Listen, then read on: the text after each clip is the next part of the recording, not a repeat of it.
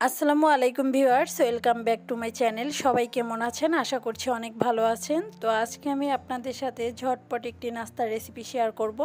সেই জন্য এখানে আমি 2টা আলু নিয়েছি আর একটা ডিম নিয়েছি। তো আলুটাকে আমি খোসা ছাড়িয়ে ধুয়ে নিয়েছি, আর আলুটা খোসা ছাড়ানোর পরে কিন্তু অনেকটা কালো হয়ে যায়, এজন্য আমি একটু ধুয়ে নিয়েছি। তো এখন আমি আলুটাকে কেটে নিচ্ছি, আর এটা ফ্রেঞ্চ ফ্রাইয়ের মতো করে কেটে নিতে হবে। তো দেখেই বুঝতে পারছেন আমি কিভাবে কেটে নিচ্ছি।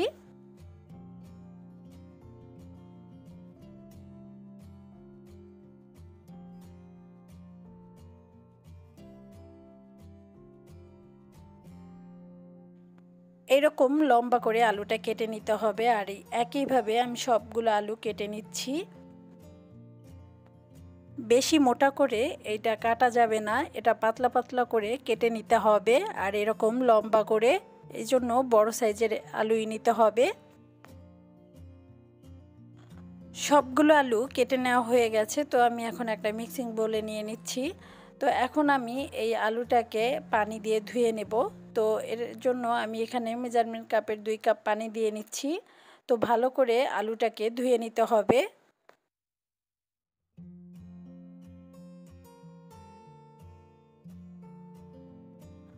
পানির মধ্যে আলুটাকে 1 থেকে 2 বার ভালো করে ধুয়ে নিচ্ছি।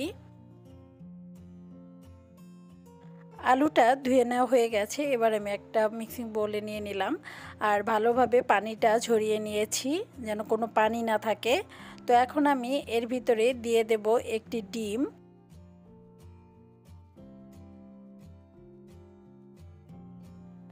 এখন এর ভিতরে দিয়ে দিচ্ছি লবণ। লবণটা আসলে আপনারা স্বাদ বুঝে দিয়ে নেবেন। তো এর ভিতরে এখন দিয়ে দেব লাল মরিচের গুঁড়ো। আপনারা চাইলে চিলি ফ্লেক্সও দিয়ে নিতে পারেন। এখানে আমি হাফ চামচের মতো লাল মরিচের গুঁড়ো দিয়েছি। এখন দিয়ে দেব ময়দা, আর ময়দাটা একসাথেই সব দেওয়া যাবে না, আস্তে আস্তে করে মিশিয়ে নিতে হবে। এখানে ডিমটা কিন্তু বাইন্ডিংয়ের কাজ করবে। তো আমি ভালোভাবে সব কিছু একটু মিশিয়ে নিচ্ছি। সব কিছু ভালোভাবে মেশানো হয়ে গেছে, এবার ভেজে নেব। ভাজার জন্য প্যানের মধ্যে আমি পরিমাণ মতো তেল দিয়ে দিচ্ছি। তো তেলটা যখন হালকা গরম হয়ে গেছে, ঠিক ওই পর্যায়ে আমি সবগুলো নাস্তা দিয়ে দিলাম। আর এটা কিন্তু বেশি গরম তেলে দেওয়া যাবে না, তাহলে উপরে কালার চলে আসবে আর কাঁচা থেকে যাবে আলুটা। তো এটাকে মিডিয়াম আঁচে ভেজে নিতে হবে। তো বেশ খানিকটা ধরেই আমি উল্টে পাল্টে এটাকে ভেজে নেব। নাস্তাটা ভাজতে 8-9 মিনিটের মতো লাগতে পারে, আর এরকম মাঝে মাঝেই উল্টে পাল্টে দিতে হবে। নাস্তাগুলো ভাজা হয়ে গেছে, আর দেখতেই পাচ্ছেন কালারটা অনেকটা চেঞ্জ হয়ে আসছে। এখন আমি তেল ঝরিয়ে এই সবগুলো নাস্তা তুলে নেব। এই নাস্তাটা অনেক বেশি সময় ধরে রেখে দেওয়া যাবে না, এটা ভাজার পরপরই সার্ভ করে নিতে হবে।